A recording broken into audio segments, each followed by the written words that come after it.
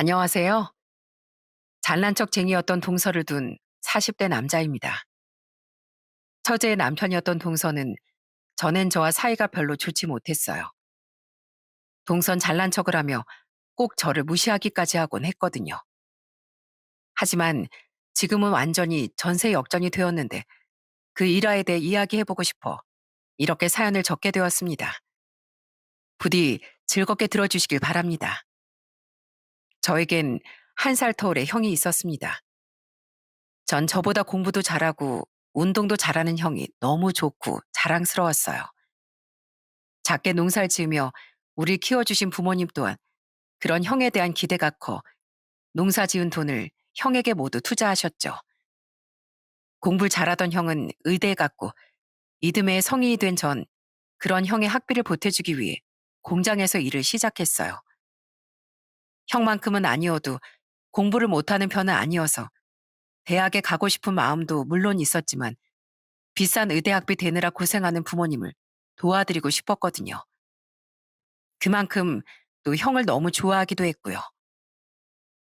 형이 나중에 의사 돼서 돈 많이 벌면 성준이 너한테 뭐든지 다 해줄게. 항상 고마워, 내 동생. 형은 그런 제게 항상 미안해하고 고마워했습니다. 하지만 그런 형은 정식 의사가 되어보지도 못한 채 고작 나이 26에 세상을 떠나고 말았어요. 당시 만나던 여자친구와 렌트카를 끌고 바다로 놀러 갔다가 한겨울이라 덜 녹은 도로 결빙에 차가 미끄러졌다고 해요. 형의 여자친구는 크게 부상을 입었을지언정 살아남았지만 형은 현장에서 곧장 눈을 감았죠. 그때 일로 부모님도 저도 얼마나 힘들어했는지 모릅니다. 저희 어머니는 형의 장례식장에서 울다 혼절까지 하셨어요. 당시 전 너무 힘들어하셨던 부모님을 위해 아예 서울의 공장을 그만두고 거의 1년 가까이 부모님 댁에 가 있었습니다. 그때 부모님은 한 해의 농사 아예 포기하셨을 정도로 극심하게 힘들어하셨죠. 그래도 서서히 눈물을 흘리지 않는 날이 더 많아진 부모님은 제게 그만 제 삶을 찾아 돌아가라고 말씀하시더군요. 네 형 못 가지. 네가 더 열심히 그리고 멋지고 행복하게 살아야 하지 않겠니? 그게 우리랑 네 형을 위해 주는 길이다. 그런 부모님의 말씀에 결심했습니다. 두 분의 말씀대로 앞으로 지금보다 더 열심히 행복하게 살겠다고요. 그게 제가 짊어지게 된 형의 못다한 인생을 책임질 수 있는 길이라고 생각했어요. 그렇게 약 1년 만에 이번엔 서울이 아닌 경기도로 올라온 전 평소 배우고 싶었던 일인 조립형 주택 공장에 취업했습니다. 다행히 좋으신 사장님을 만나 전 그곳에서 오래 일하며 기술을 배웠어요. 그렇게 부모님도 잘 보살피고 일도 열심히 하다 보니 시간이 훌쩍 흐르더군요. 그리고 전 나이 36에 3살 어리던 아내와 결혼했어요. 아내는 아주 살갑고 선한 제 눈엔 그냥 천사로 보이는 사람이었죠. 게다가 늘 저를 믿고 응원해주던 사람이었어요. 오빠, 오빤 정말 멋지고 좋은 사람이야. 오빤 정말 최고로 멋지고 존경스러워. 괜찮은 대학을 나온 아는 공장에 다니던 저보다 훨씬 좋은 회사에 다니고 있었는데 우월감을 느끼거나 하는 일도 없이 늘 제가 최고라며 엄지를 치켜 세워주곤 하더라고요. 또 형의 이야기를 듣고 서럽게 울어도 줄 만큼 제 마음의 공감도 잘해줬죠. 이런 여자와 함께라면 살면서 무서울 것이 없겠다 싶어 전 아내와 100년 가약을 맺었던 거예요. 아내는 저와 우리 두 딸에게 좋은 아내, 좋은 엄마였던 건 물론이고 시골에 계신 저희 부모님께도 참 잘해줬습니다. 그런 고마운 아내와 결혼한 것이 전 제 인생에서 가장 잘한 일이라고 생각했죠. 저희 처가 식구들 또한 모두 좋은 사람들이었어요. 함께 세탁소를 운영하던 장인 장모님은 아주 인자한 분들이셨고 아내보다 2살 어리던 처제도 착하고 발랄한 것이 꼭 여동생처럼 느껴져 정말 귀엽더라고요. 형부, 이 처제가 치킨 사들고 놀러 왔죠? 짜잔! 맥주도 있습니다. 처제는 항상 형부, 형부하며 저희 집도 자주 놀러 오면서 절 잘 따랐습니다. 게다가 저희 두 딸을 많이 예뻐해 주기도 하던 처제에게 고마워 전 가끔 용돈도 주곤 했어요. 솔직히 처제는 아내보다도 더 좋은 회사를 다녔기에 처제가 저보다 벌이 많았겠지만 그냥 형부로서 챙겨주고 싶었던 거죠. 그런 처제는 제가 결혼한 지 3년 뒤에 결혼했어요. 아내보다 한 살 어리던 동서는 회사도 대기업에 다니고 성격도 싹싹한 정말 괜찮은 사람이었습니다. 처음에만 해도 분명 그랬죠. 그런데 그랬던 동서는 결혼 후 처가에서 다 같이 술을 마셔보니 잘난 체가 심해지더군요. 형님, 혹시 대학은 어디 나오셨어요? 전 와이대 나왔는데 아시죠? 저희 학교 우리나라에서 세 손가락 안에 드는 거요. 저 공부 되게 잘했거든요. 처제한테 들었어. 이서방 형님도 외국에서 되게 좋은 대학 나오고 아이 그 나라에서 고액 연봉 받고 사신다며? 이서방 부모님이 아들들을 굉장히 자랑스러워 하시겠어. 난 뭐 그냥 고졸이야. 전 어차피 술 취한 사람이니 처음엔 적당히 장단을 맞춰주려고 했습니다. 그런데 이놈이 갑자기 피식 웃으며 이러더군요. 고졸이요? 야, 요즘에도 대학 안 나온 사람이 진짜 있구나. 어쩐지. 그래서 공장 같은 데를 다니고 계셨어. 공장 같은데? 이 사람 술 취하니까 말이 좀 허투루 나오나 보네. 술 취했어도 말은 잘 가려서 해야지. 전 갑자기 절 무시하려 하는 동서에게 불쾌함을 참고 좋게 타일렀습니다. 장인 장모님도 계셨으니까요. 이 사람이 이제 보니 술버릇이 안 좋았던 거예요. 그래도 그날은 더 이상 분위기가 험악해지기 전에 잘 끝이 났습니다. 놀란 처제가 동서 등을 짝 하고 내려치며 방으로 끌고 들어갔거든요. 이 사람이 술 취하니까 혓바닥에 마귀가 드네. 형부, 죄송해요. 그랬던 동서는 술이 깨니 또 멀쩡해지더군요. 다음날 일어난 동서는 제 눈치를 보며 슬쩍 사과를 하더라고요. 형님, 제가 어제 실수한 거 진심으로 사과드리겠습니다. 절대 그게 제 진심이 아닌 거 아시죠? 솔직히 전날엔 기분 나빴었지만 그래도 전 웃으며 사과를 받아줬습니다. 공장에서 일하며 본 험악하고 개판인 직장 동료들의 술버릇을 많이 봤으니 그 정도는 그냥 애교로 넘길 수 있었던 거죠. 그런데 그 이후로도 동서는 계속 술만 마시면 잘난 체를 하고 저를 무시했어요.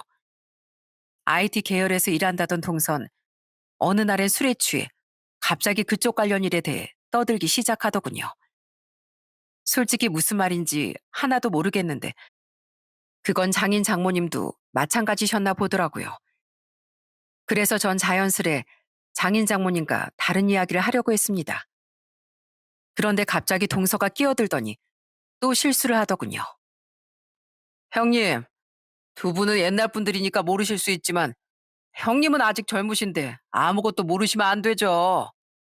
요즘 IT가 경제 시장을 얼마나 지배하고 있는데 아무리 고졸에 공장 다닌다고 해도 이런 기본 지식들은 공부 좀 해두세요. 뭐? 수준? 사람마다 몸담고 있는 곳이 다르고 그만큼 아는 배경 지식도 다른 거야.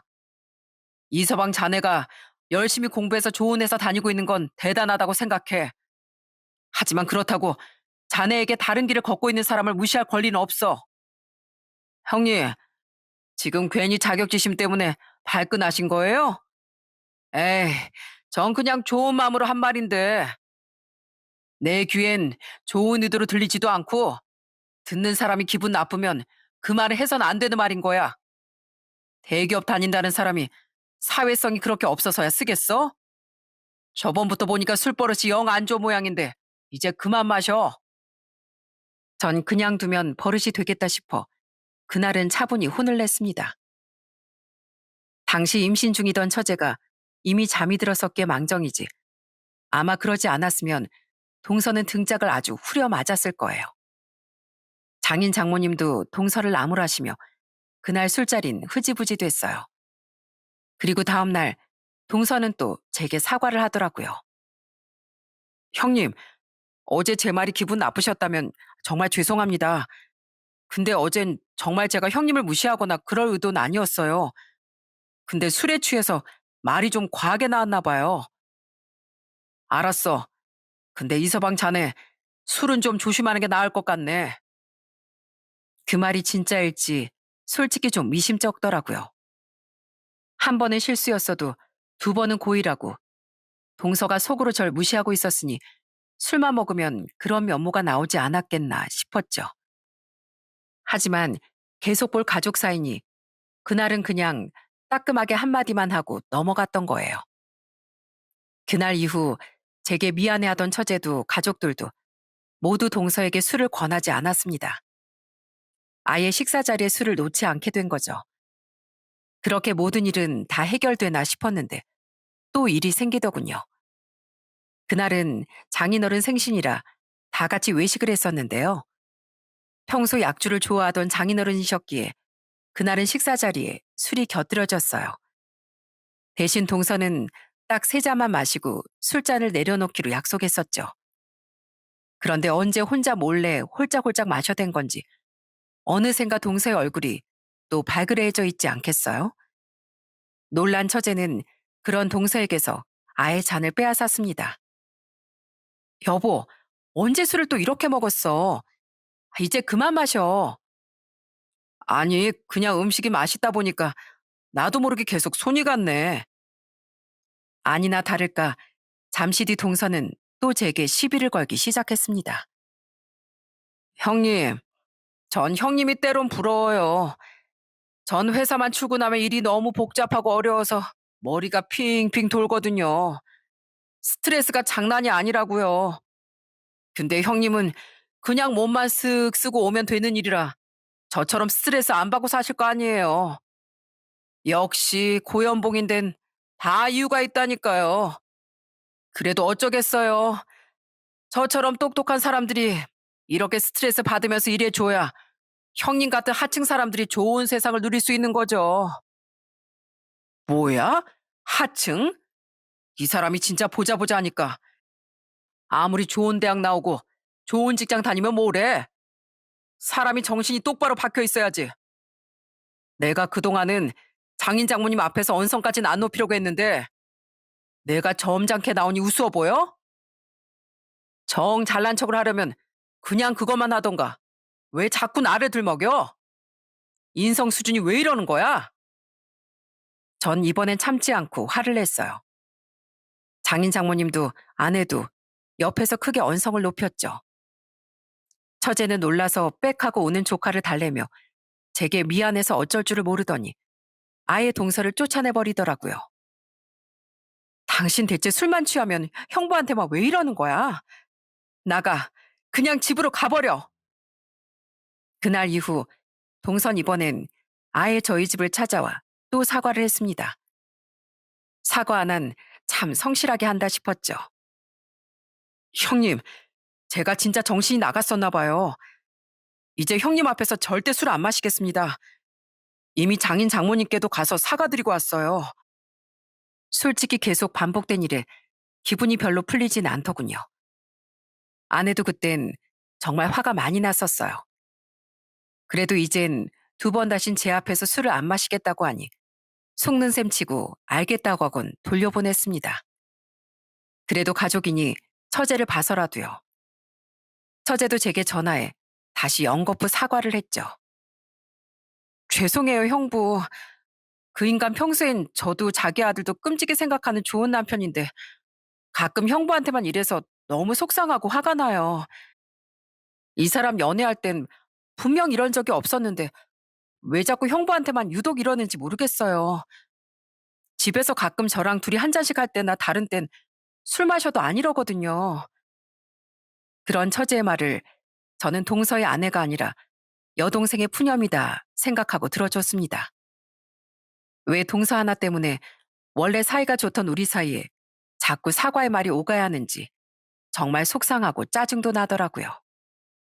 그 후 처가에선 동서가 있는 날엔 술자리가 완전히 사라졌습니다. 잠시나마 처가엔 그렇게 평화가 찾아오는 듯 했죠. 그런데 동서는 이번엔 다른 사고를 치더군요. 처제와 동서가 결혼한 지 3년 뒤 어느 날, 처제는 어린 조카를 데리고 저희 집에 찾아왔어요. 그리곤 대뜸 맥주를 벌컥벌컥 마시더니 기가 막힌 푸념을 시작하더라고요. 진짜 저 미치겠어요, 형부.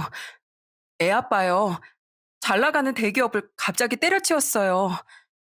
이번에 자기가 승진할 차례인데 다른 사람이 승진했다면서 회사가 자기란 인재를 몰라준다네요. 그리고는 친구란 사람이랑 동업해서 사업을 하겠대요. 경악해서 들어보니까 이미 사업도 다 구상해놓고 일이란 일은 다 벌려놓은 뒤더라고요.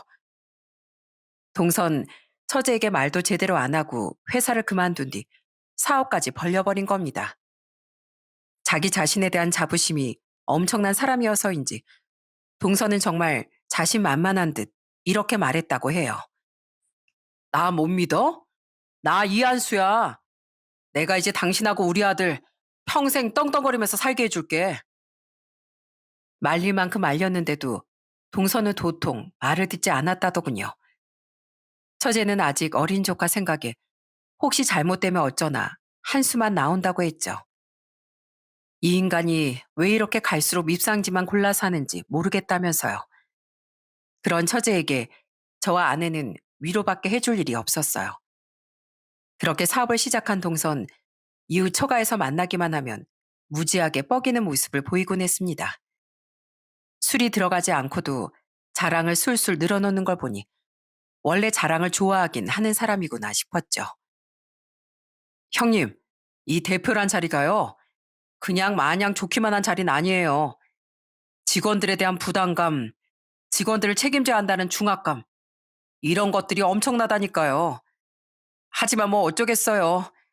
전 태생이 이런 리더 체질인걸. 이게 다 똑똑한 사람의 숙명이다 생각하고 열심히 해야죠. 형님은 이런 대표로서의 부담감 잘 모르시겠죠? 나야 모르지. 대표가 된 적이 없으니까. 대표 자리가 되게 적성에 맞나 봐? 네, 그런 것 같아요. 나중에 공장일 힘드시면 저한테 말씀하세요.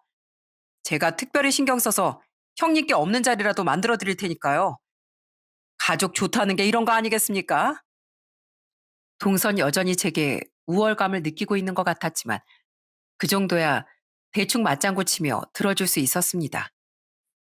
들어보면 또 제 생각을 해주는 척도 하는 게 솔직히 웃기기도 했거든요. 어쨌든 동서의 사업이 잘 되는 건 처제를 위해 좋은 일이라고도 생각했고요. 처제 민망한지 그럴 때마다 고개를 절레절레 젓긴 했지만은요. 그런데 그렇게 잘난 척하던 동선 2년도 못 가서 사업을 말아먹었더군요. 친구끼린 같이 일하는 거 아니라더니 동선 동업하던 친구와 의견이 잘 안 맞았나 보더라고요. 처제도 동서가 숨겨서 나중에 안 사실인데 동서의 사업은 처음부터 잘 안 풀렸다고 해요. 그러다 보니 니 탓 내 탓을 하며 동선 친구와 싸우기 시작한 거죠. 심지어 한 번은 치고받고 싸우기까지 했다네요. 입술이 다 터져선 그제야 동선 처제에게 솔직히 모든 사실을 털어놓은 거예요. 그렇게 두 대표가 사이가 안 좋으니 사업은 계속 산으로 굴러가다 끝내 망하고 만 거죠. 우린 동서가 망한지도 몰랐는데 울며 집에 찾아온 처제의 말을 듣고 알게 된 겁니다. 진짜 어떡해요?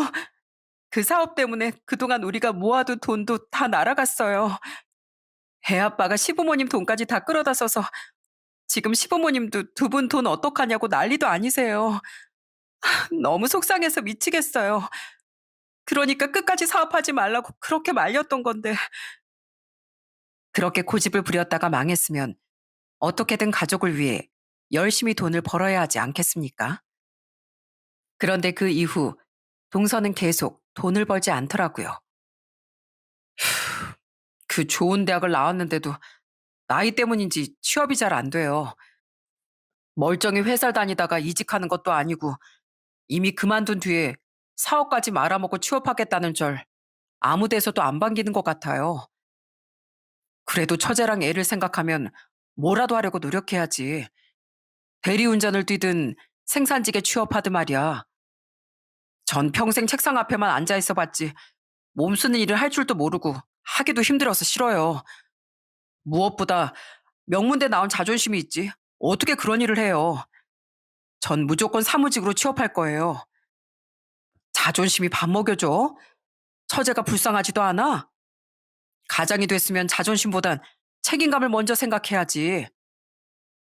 동선 그 와중에도 힘든 일은 하기 싫었던 겁니다.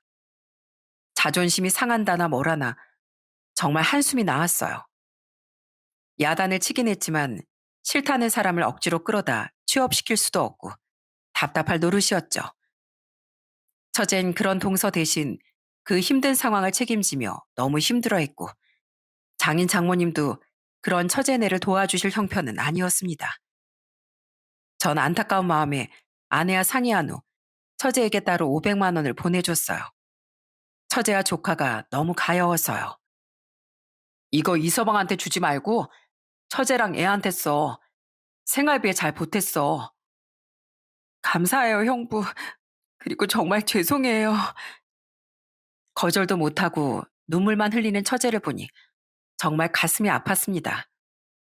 이후 동선 묘목이 없었는지 처가엔 잘 오지도 않더군요. 어차피 저희 부부도 당시에 너무 바빠 처가에 자주 찾아갈 여유가 없었어요. 동서가 망한 지 4개월 뒤 오랫동안 준비했던 전 드디어 사장님 아래에서 나와 조립식 주택 사업을 따로 시작했거든요. 사장님은 그런 제 독립을 진심으로 축하하고 응원해 주시더라고요. 사장님, 그동안 정말 많이 배웠습니다. 진심으로 감사했습니다. 저는 퇴사하던 날 사장님께 너무 감사한 마음에 100만 원이 넘는 고급 양주도 선물해 드렸습니다. 고맙게도 아내 또한 회사를 그만두고 제 사업을 돕기 시작했어요. 원래 마케팅 관련 일을 했던 아내는 회사 홍보 업무를 맡아줬죠.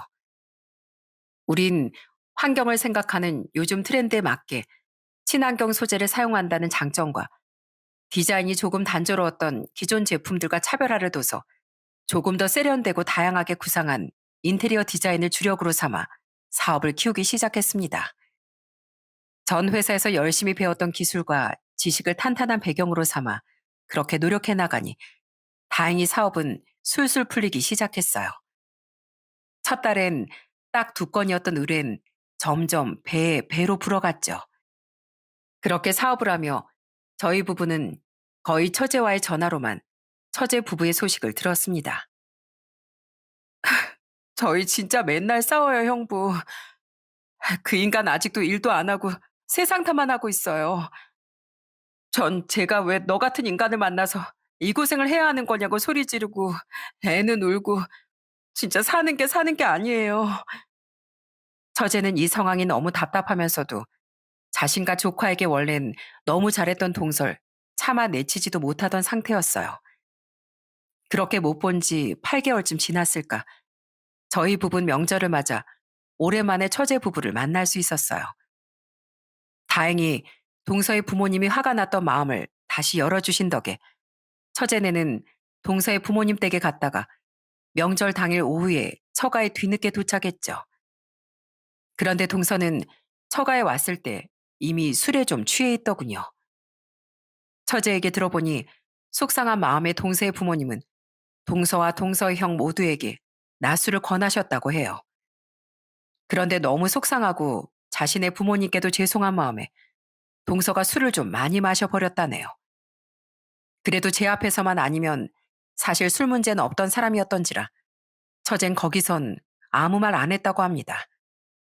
하지만 제 앞에선 또 실수를 할까봐 동선 집에 두고 처제만 조카와 오려고 했는데 동서가 꾸역꾸역 우겨서 따라왔다고 해요. 아무리 면목 없는 사이라도 그래도 명절인데 장인 장모님께 인사 드려야 하지 않겠어?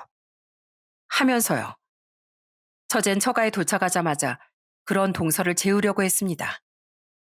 자, 우리 부모님한테 인사드렸으니까 이제 됐지? 그러니까 약속한 대로 방에 들어가서 자. 자고 술부터 좀 깨. 알았어. 알았어. 동선 순순히 방으로 들어갔습니다. 처제도 당시 5살이던 조카가 감기 기운이 있어 좀 재워야 되겠다며 다른 방으로 잠시 들어갔죠. 그런데 10분도 안 돼요. 동서가 방문을 열고 슬그머니 다시 거실로 나오더군요. 잠이 잘 안 오네요. 저 진짜 술 많이 안 취했어요, 형님. 형님, 그거 저 좀 먹어도 되죠? 그러더니 거실 소파에 앉아있던 제 옆에 앉으며 동선 제가 집어먹고 있던 꽃감을 먹기 시작하더군요. 솔직히 전 동서의 실수를 본 지 오래되어 조금 방심하고 있었습니다. 게다가 생각보다 꽤 멀쩡해 보이기도 하더라고요. 그런데 동서는 오랜만에 또 제게 시비를 걸기 시작했어요. 형님, 요새 사업은 잘 되세요? 전 취업이 안 돼서 너무 힘드네요. 저 같은 인재가 어디 있다고 다들 인재 보는 눈이 삐었다니까요. 그럭저럭 돼. 근데 자네 아직도 사무직 문턱만 쳐다보고 있나?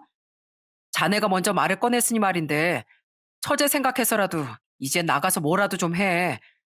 대리운전이든 배달이든 말이야.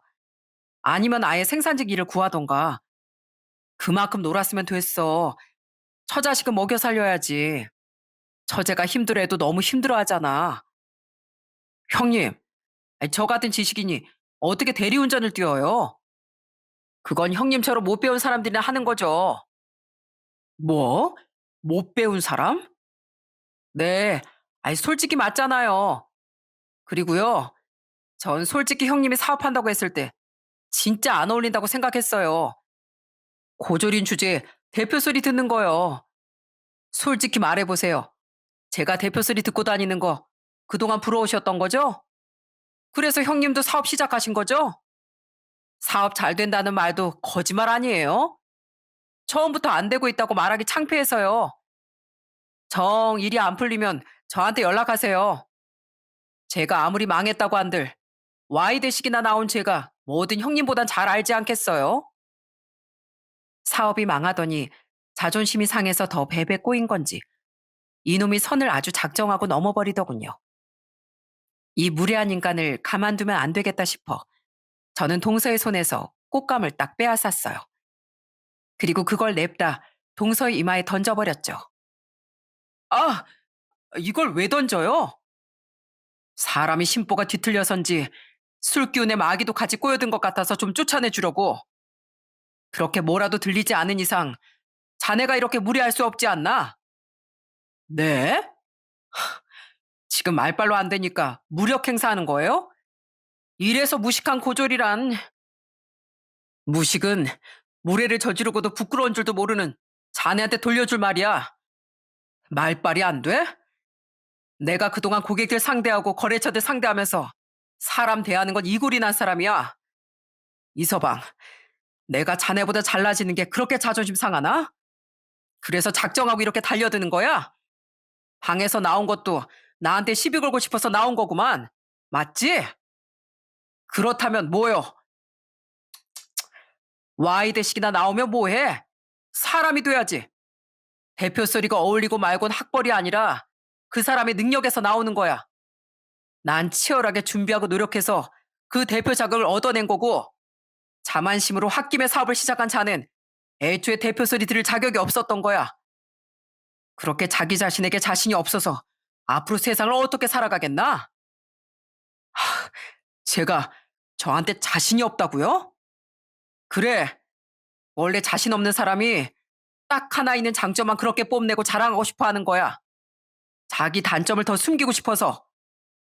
뭐가 그렇게 못나서 다른 사람을 까내리고 싶어까지 해? 정신 차려. 아무리 남을 못나게 만든다고 한들 자네가 더 나은 사람이 되는 건 아니야. 형님, 지금 저 가르치십니까? 저 명문대 나오고 대기업 다니던 이한수예요. 이한수. 이한수든 삼한수든 자넨 지금 고졸이 뭐야? 자넨 아직 초등학교도 못 간 자네 아들만도 못한 수준이야. 인성 수준이. 책임감도 없이 자기 아내 눈에 눈물 나게 하는 못난 인간이 어디서 자꾸 건방을 떨어? 저는 이 건방진 놈의 입을 꽉 다물게 해야겠다 싶어 언성을 높여 꾸중했습니다. 그리고 제 아내도 그런 저를 거들며 화를 냈죠. 제부, 그동안은 내 남편하고 동생이 먼저 나서서 뭐라고 했으니까 내가 웬만하면 지켜만 봤거든요. 근데 오늘 한마디 해야겠어요. 물론 공부 잘하고 못하고가 사람을 무시하는 척도는 될 수 없지만 내 남편 대학 문턱도 못 갈 만큼 공부 못하는 사람 아니었어요. 우리 착한 남편 일찍 돌아가신 내 아주버님 의대 학비 보태고 싶어서 자진해서 대학 포기하고 공장일 시작한 사람이라고요. 그 일로 치열하게 노력하고 준비해서 지금의 일은 대단하고 존경스러운 사람인데 제부가 뭐라고 내 남편을 무시해요? 제부나 잘해요. 남자가 돼서 엄살 피우면서 이 일 저 일 가리면 어떡해요? 제부 때문에 고생하고 있는 내 동생 위해서라도 불구덩이라도 뛰어들어야지.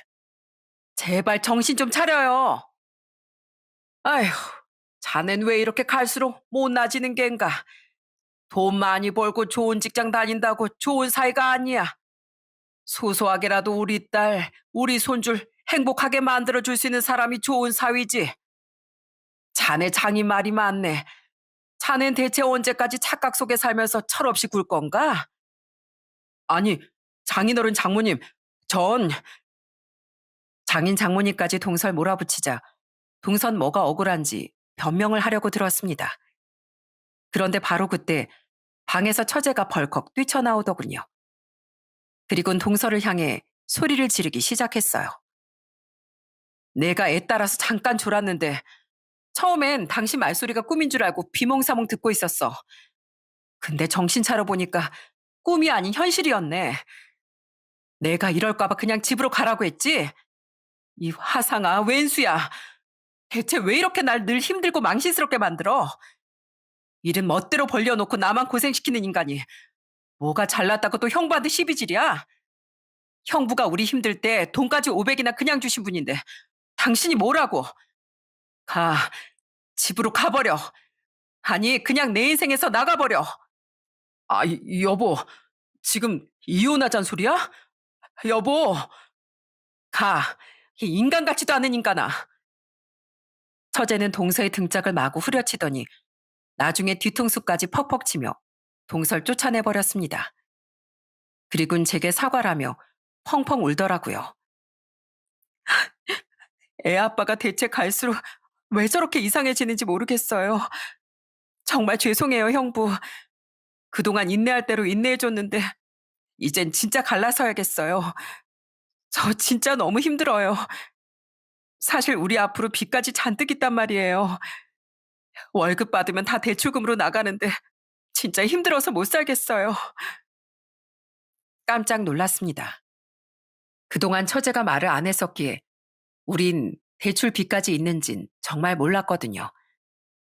들어보니 동서 앞으로만 빚이 5천에 처제 앞으로도 2천만 원이나 대출금이 있었더라고요. 그 말을 들으니 동서에게 더욱 화가 났어요. 다음 날 동선 저희 집으로 찾아와 이번에 무릎까지 꿇고 잘못을 빌더군요. 솔직히 전 이제 동서의 사과를 믿기도 싫었어요. 이미 같은 실수를 너무 많이 반복했으니까요. 자네 사업 망하면서 빚까지 생겼었다며? 그런데도 여태 돈을 안 벌고 처제한테 다 떠넘겼던 거야? 자네가 그러고도 가장이고 남잔가? 나한테 한 잘못도 잘못이지만 자넨 처제한테 아주 죽을 죄를 진 거야. 난 더 이상 자네 사과도 받고 싶지 않으니까 당장 나가게. 빌 거면 처제한테부터 더 싹싹 빌어. 게다가 대출금 얘기까지 생각하니 더욱 화가 나 그냥 호되게 혼쭐을 낸 후 전 동서를 쫓아내버렸습니다. 그런데 얼마 뒤 동서는 제게 전화해 아주 힘없이 의외의 말을 하더군요. 죄송한데 형님, 저 술 한 잔만 사주시면 안 돼요? 나한테 술만 처먹으면 실수해놓고 지금 나한테 술 사달란 소리가 나와? 진짜 딱 맥주 한 잔만 할게요. 너무 답답한데 사업 망하면서 친구들도 다 끊기고 형은 외국에 있고 부모님께는 죄송하고 겨우 싹싹 빌어서 집에서 쫓겨나진 않았는데 아내도 너무 냉랭하고 진짜 저 숨이 막힐 것 같아서 그래요. 돈도 없어서 나가서 술 사 먹을 생각은 하지도 못해요. 제가 정말 죄인인 건 아는데 또 연락드릴 사람이 형님밖에 생각이 안 나더라고요.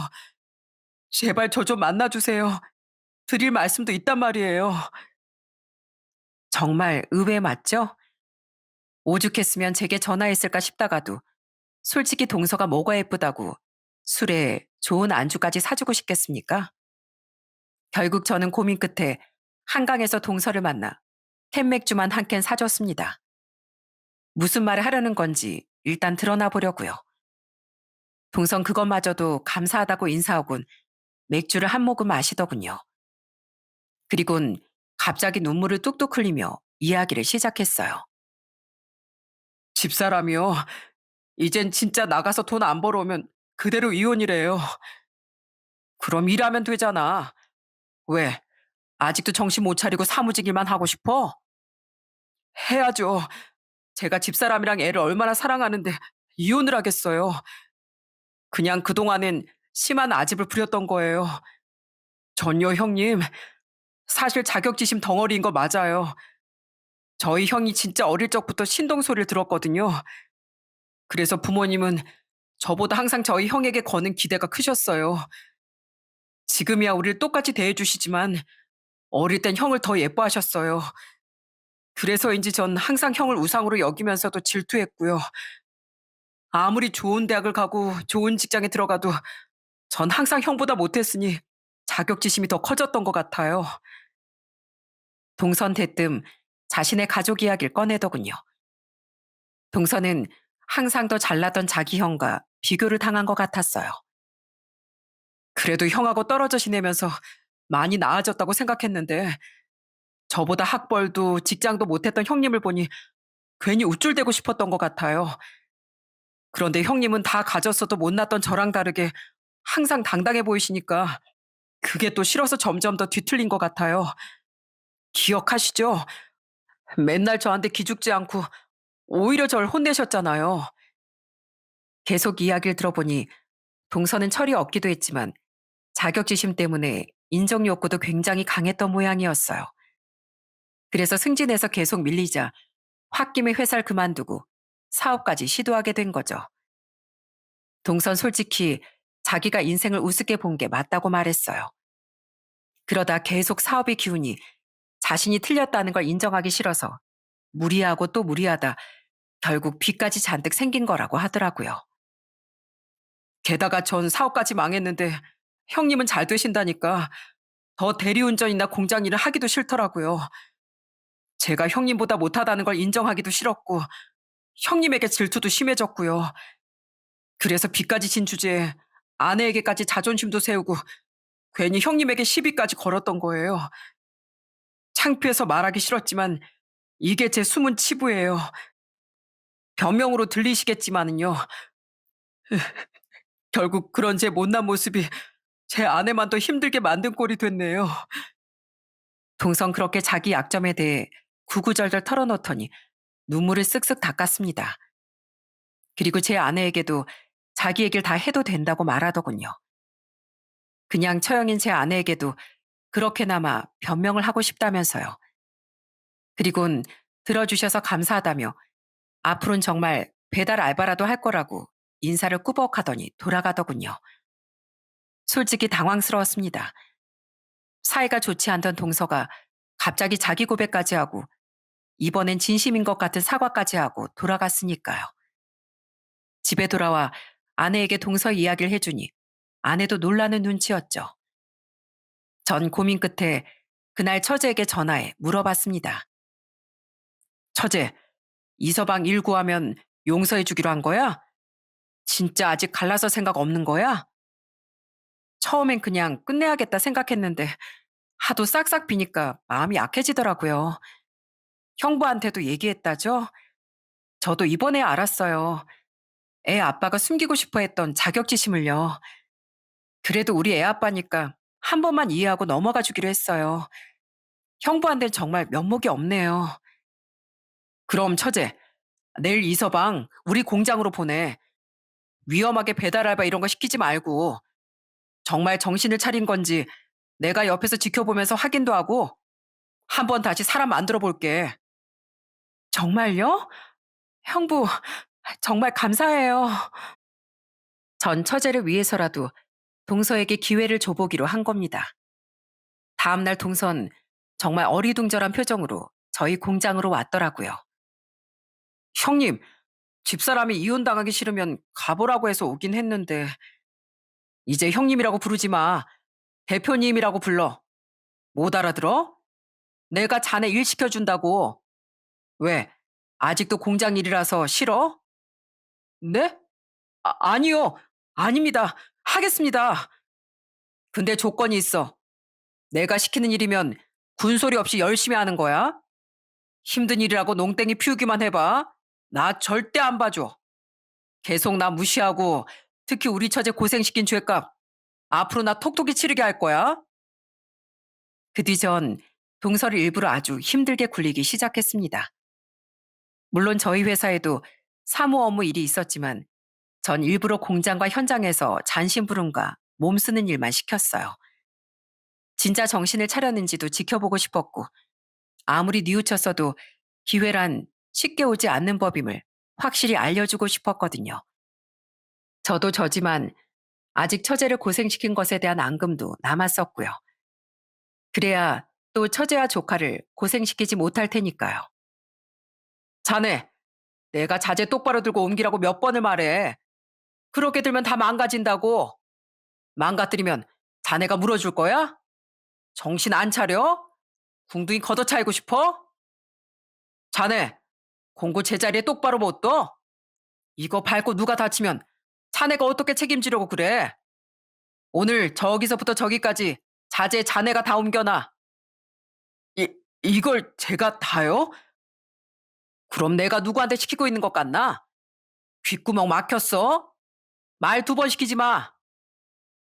그런데 아무리 마음을 고쳐먹었다고 한들 동선 생전 해보지도 않은 육체 노동이 너무 힘들었나 보더군요.